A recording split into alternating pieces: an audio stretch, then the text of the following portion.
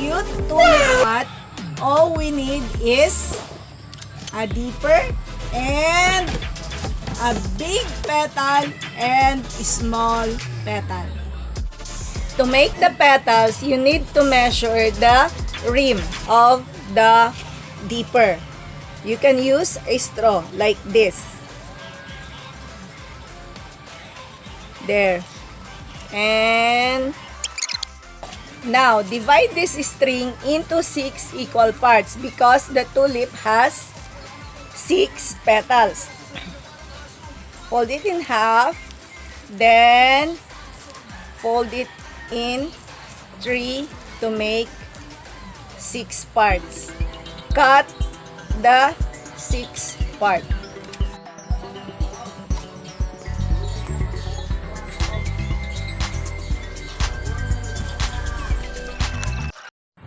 Now, we have 2 petals, the big and the small petal. This big petal we will use for the outer petal and this is for the inner petal. But since we're going to add cement on the dipper, the rim will become smaller. So later, you're going to reduce this small petal. So from this, I reduce it to this size. Because if I'm going to use this size, I will just be able to make 5 petals. But with this size, I was able to make 6 petals. So these petals are guide only. You can make adjustments if you want. For the drainage hole, we need a glue stick like this. The thicker one, not the smaller one.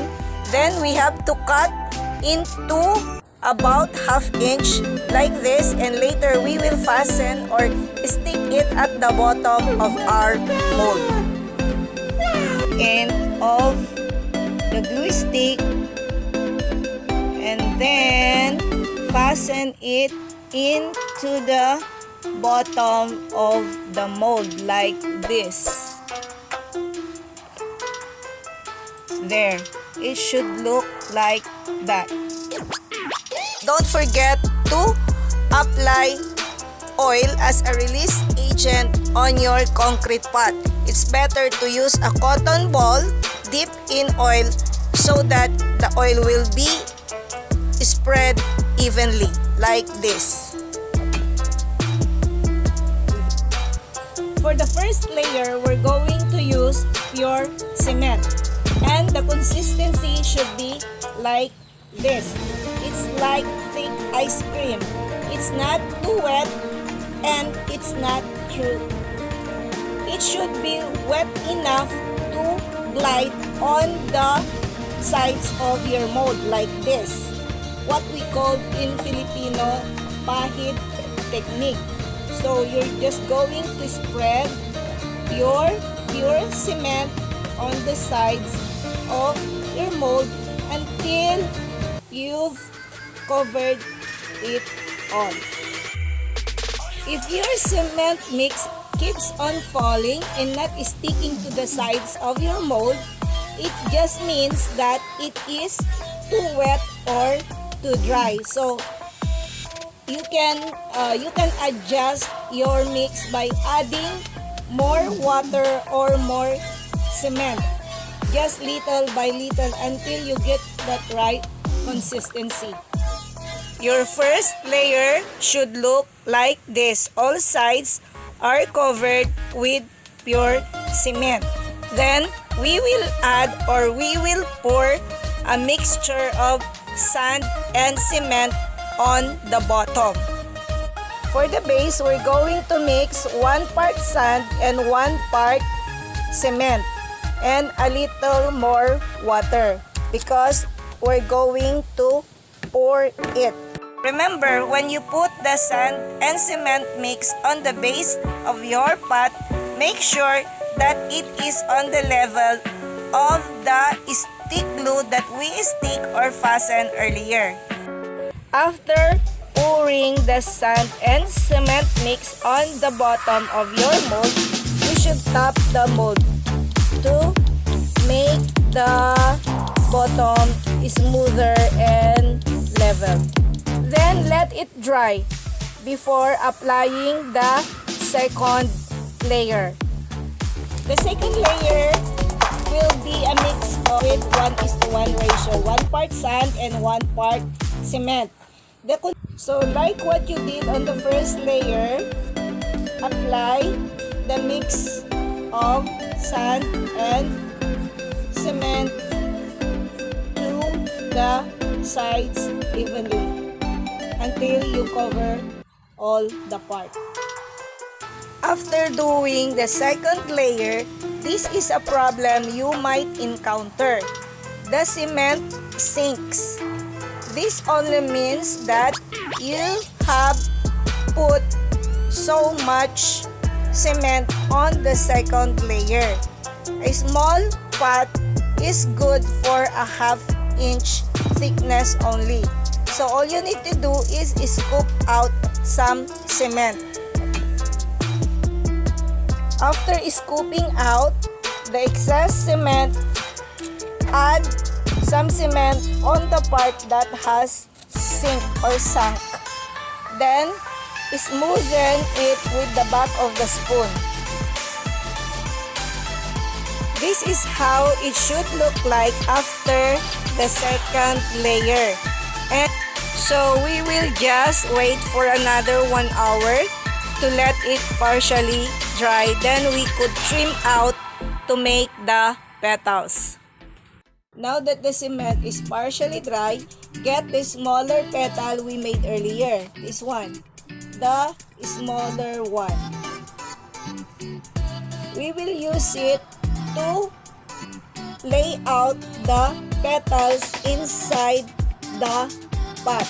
You can use a cutter to make a layout like that. Then, you will cut along the traced line.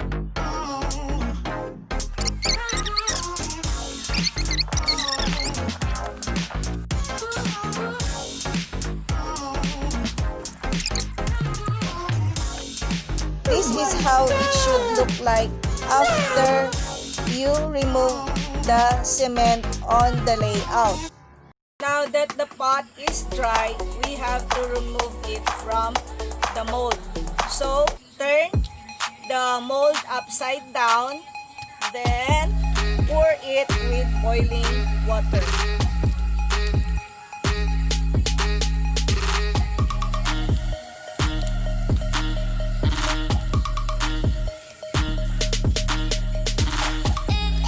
Okay, so this hot water will help release the pot from the mold.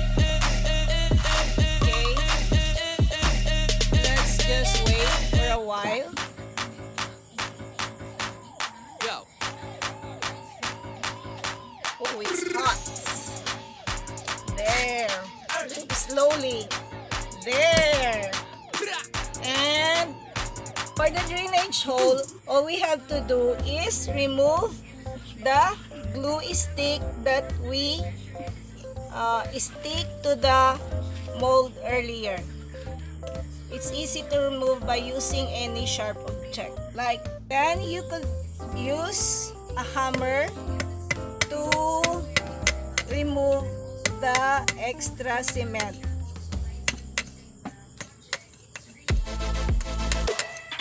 There, so that's easy. There you have a drainage hole.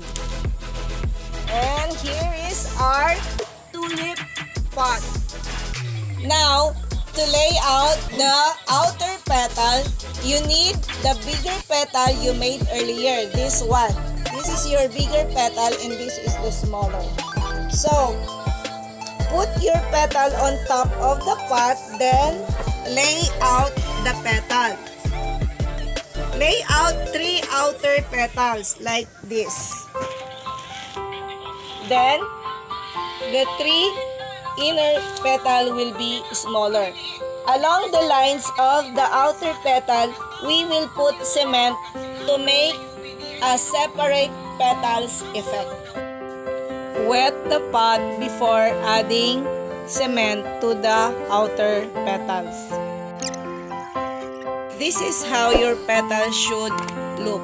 You could always use the back of your spoon to smoothen the petals like this. Do this to the other two outer petals. This is now our tulip pot with the outer petal and the inner petal. The white patch or patches is the skim coat I use to cover the tiny holes on the pot. Tiny holes like this is common in making concrete pot. I have a video on how to use the skim coat, this one. You can fold a sandpaper like this to make the detail of the outer part like this. There. Now it's ready to be painted. First, we're going to paint it with flat latex inside and out.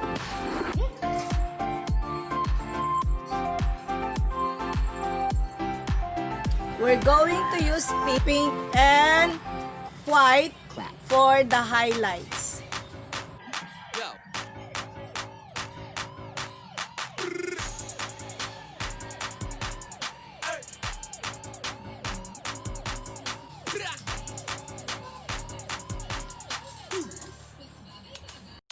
Now, for a glossy finish and more vibrant colors, we need to apply clear gloss emulsion.